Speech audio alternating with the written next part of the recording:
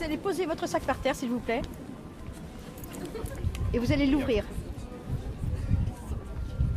Là, c'est ouvert. Posez-le par terre, s'il vous plaît. Vous pouvez ouvrir là, oui. Il n'y a pas beaucoup d'outils, monsieur. Ben, je les ai, ils sont sur le chantier là-bas. Écoutez, moi je crois que là, ça va être difficile pour vous d'y aller. Aujourd'hui au moins. Mais s'il pleut, comment ils vont faire Mais ça, c'est leur problème, c'est le vôtre. Vous avez prévu de revenir à quelle heure? Ben, je ne sais pas, quand j'aurai fini. Ah non, non. non. Mais vous revenez ce soir 6h. Si vous ne pouvez pas revenir ce soir 6h, vous pouvez rebrousser chemin. Bon, j'essaierai de revenir à 6h. Ah non, je veux revenir à 6h. C'est pas j'essaierai. Je reviendrai à 6h. Ok. On sera là, vous inquiétez pas. Ouais. Allez, reprenez votre sac. Et si l'on vous contrôlait pour entrer en ville?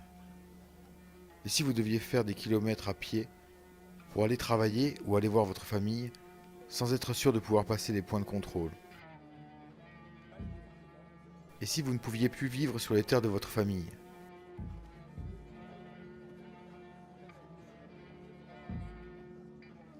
Et si vous étiez palestinien?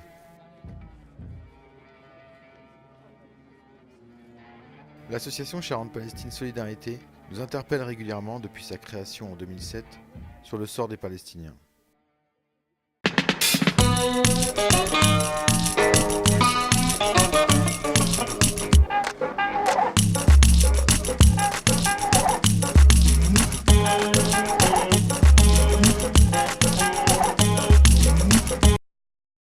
Aujourd'hui, c'est Jean-Claude, coprésident de l'association Charente-Palestine Solidarité, qui nous parle de son engagement ici à Angoulême, pour cette cause qui nous paraît parfois si lointaine.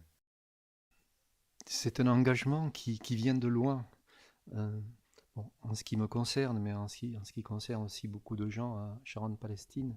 C'est certainement le conflit le plus ancien sur lequel on milite. Moi, ça fait 40 ans que je milite pour cette cause, parce que cette cause, elle est emblématique du colonialisme qui continue. Presque tous les pays colonisés se sont décolonisés et la Palestine reste un pays colonisé, avec la négation par l'État d'Israël de cet état de colonisation. Et Charente-Palestine ne cesse de dénoncer ce qu'il faut bien appeler une colonisation. Alors pourquoi localement? Eh bien, parce que en France, il y a depuis longtemps des associations locales qui se sont fédérées dans une fédération qui s'appelle la FPS, la ALEA, l'Association France-Palestine Solidarité, qui est une association très active avec une centaine de groupes locaux, dont celui d'Angoulême. Et l'actualité, j'allais dire, en Palestine est peut-être inversement proportionnelle au nombre de Palestiniens. Quelquefois on nous dit, mais pourquoi se battre pour un peuple qui, à Gaza il doit y avoir 2 millions de Gazaouis, en Cisjordanie il doit y avoir à peu près 4 millions de Palestiniens, donc c'est 6 millions de Palestiniens. Mais ce conflit qui dure, qui s'enlise de plus en plus, quand on a commencé à le mener, on ne peut pas s'arrêter, quoi. On ne peut pas s'arrêter. Je ne sais pas, personnellement, moi, si j'en verrai le bout. Je crois que je suis né avec. Je crains de mourir avec. Mais c'est un combat, quand on y a mis le doigt, c'est un combat qu'on ne peut pas arrêter, qu'on ne peut plus. Moi, je prends état français pour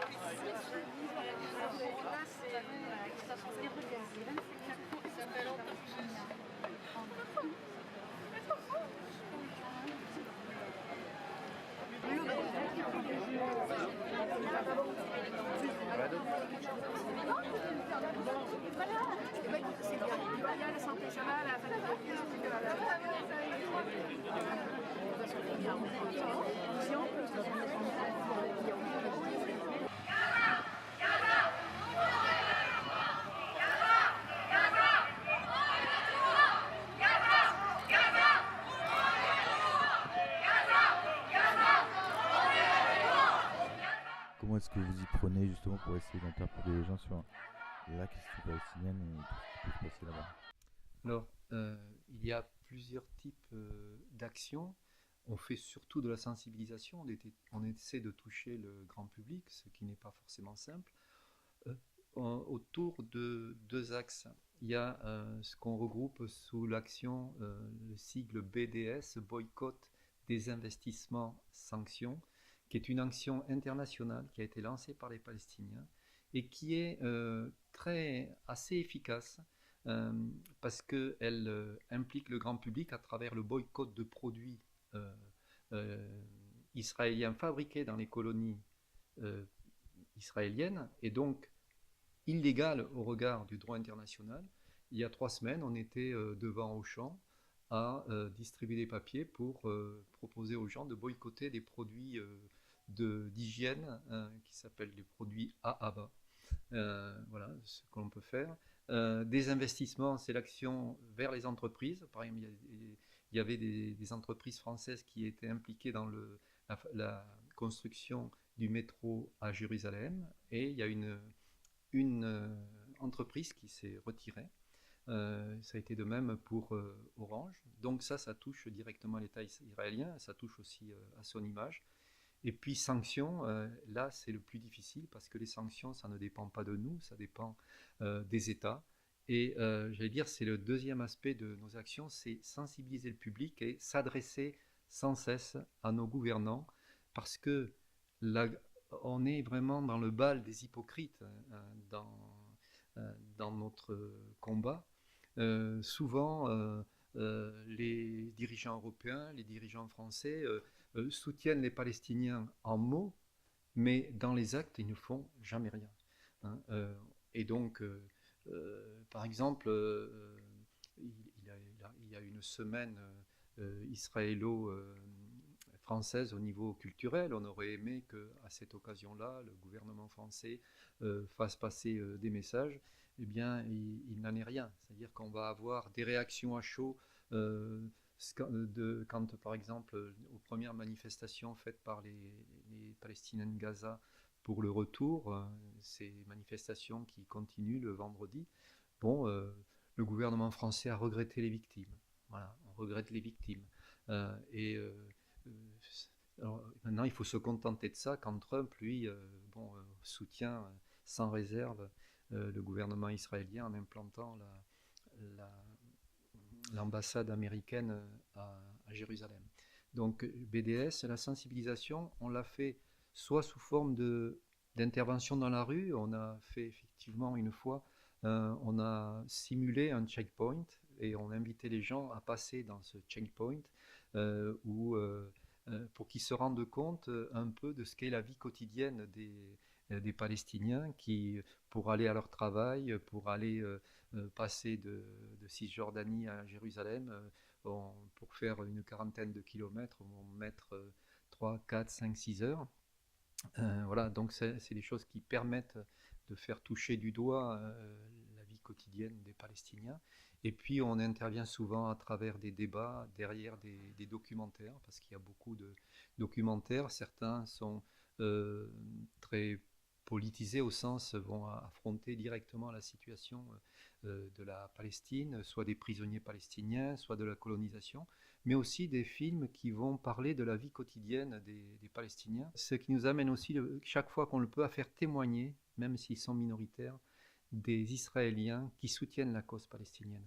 On a fait venir un couple au mois de mai ou juin, qui est un couple qui travaille sur la Nakba, c'est-à-dire la grande catastrophe de 1948, qui a consisté à virer tous les Palestiniens de leur village. Et aujourd'hui, il y a un gros travail historique sur cette Nakba, parce qu'on s'aperçoit que en Israël, le mot Nakba est banni, c'est-à-dire qu'un Israélien ne va jamais parler de la Nakba, c'est tabou. Or, c'est peut-être pas un hasard, mais on en parlera tout à l'heure, on va faire venir bientôt une conférencière qui va aussi parler de ça. Donc voilà, on en parle sans cesse, et on essaie par BDS d'avoir des actions de terrain. Voilà un petit peu notre travail, et aussi beaucoup de témoignages. Par exemple, Xavier Favre, qui est coprésident avec moi de Charente-Palestine Solidarité, va souvent en Palestine pour des missions d'accompagnement, d'appui international à des luttes locales. Et chaque fois qu'il revient, il va nous faire une expo photo, il va témoigner avec beaucoup de force de ce qu'il a vécu, de ce qu'il a vu. Voilà. Et je pense que même toute petite association qu'on est, on arrive assez bien à entretenir la flamme de cette lutte.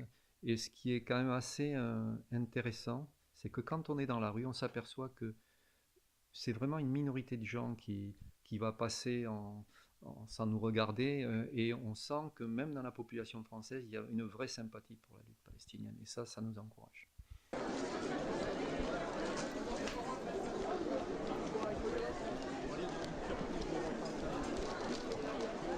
En 2014, Charente-Palestine interpelle auteurs et publics, durant le Festival international de la bande dessinée, sur la présence de SodaStream parmi les partenaires financiers du festival, une société implantée sur les territoires palestiniens. Leur action et leur mobilisation a trouvé un écho parmi les auteurs, et SodaStream n'est plus aujourd'hui partenaire financier du festival.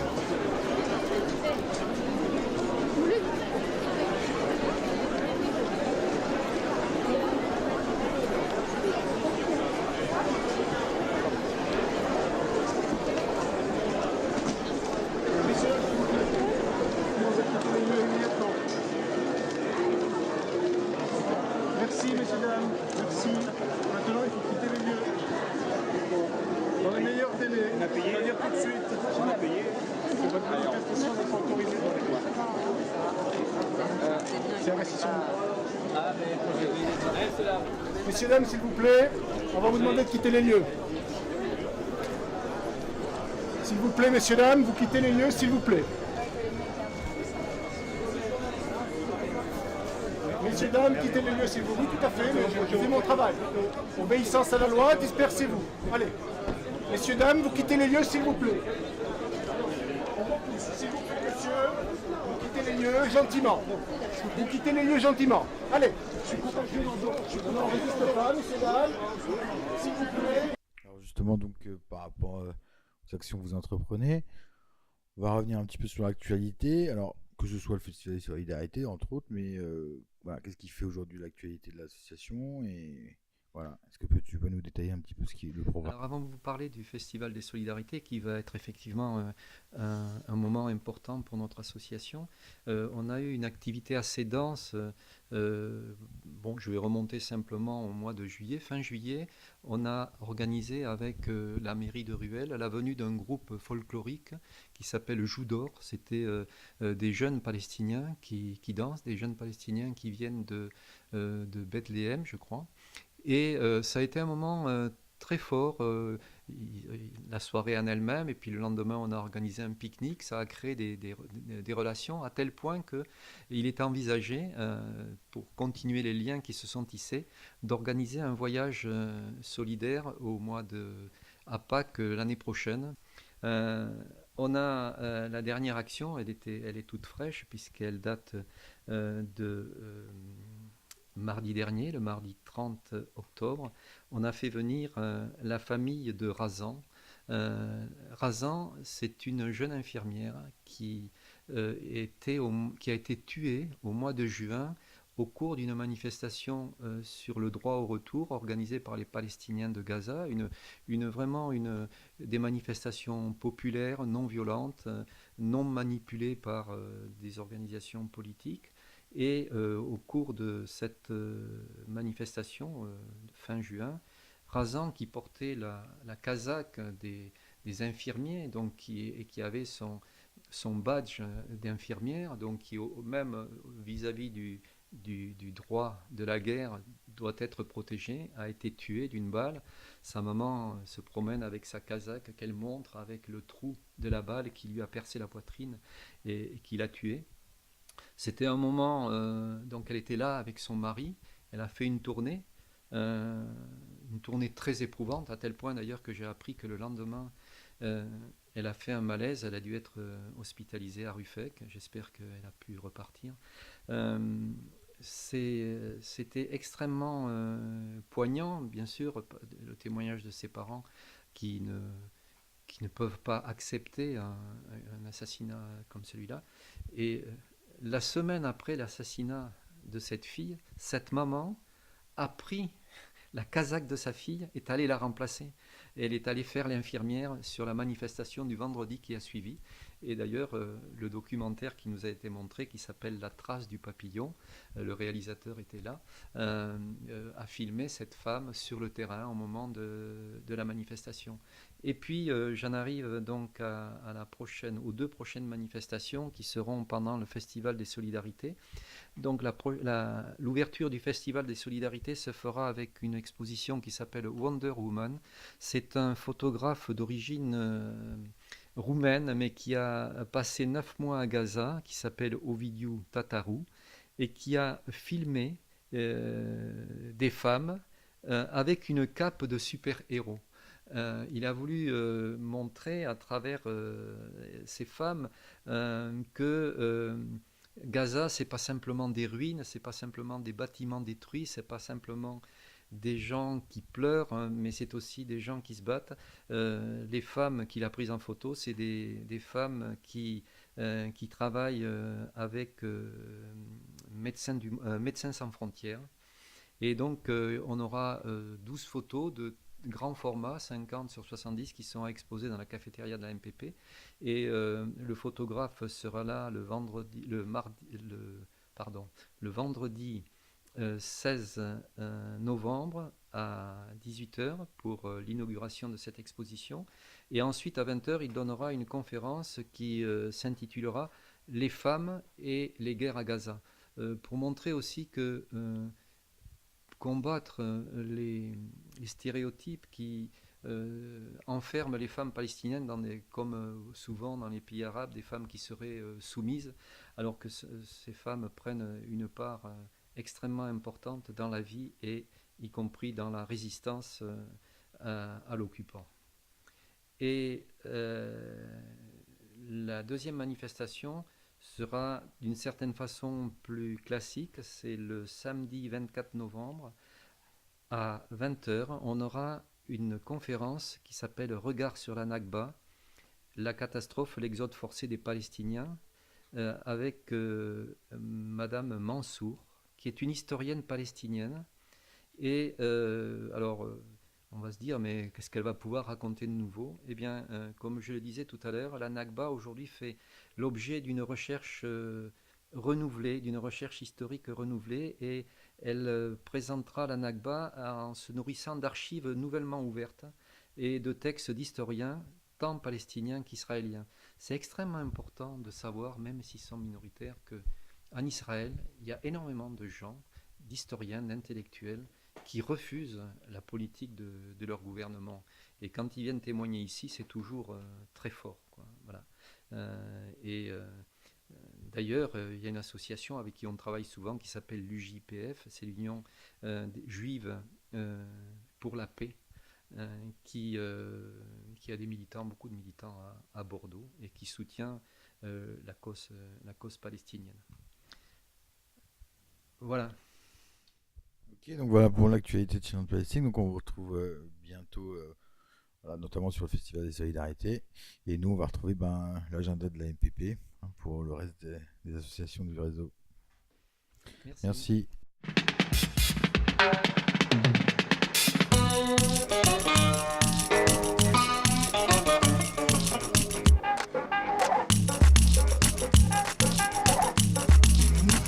On commence ce mois-ci avec l'association Postscriptum, c'est boîte à bouquins, qui vous accueille au bar de la MPP le mercredi 7 novembre, entre 11h et 15h, pour découvrir l'œuvre de l'auteur Maram Al-Masri.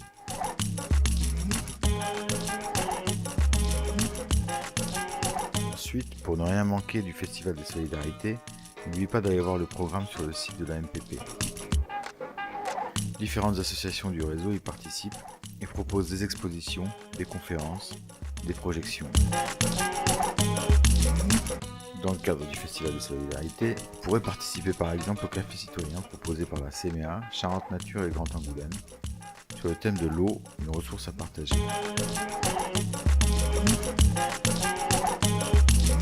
Enfin, à chaque mois son Hyper Café. Ce mois-ci, ça se passe le dimanche 18 novembre, de 10h à 17h, à la salle des fêtes d'année. Voilà, vous retrouverez toutes ces informations et beaucoup d'autres sur le site de la MPP.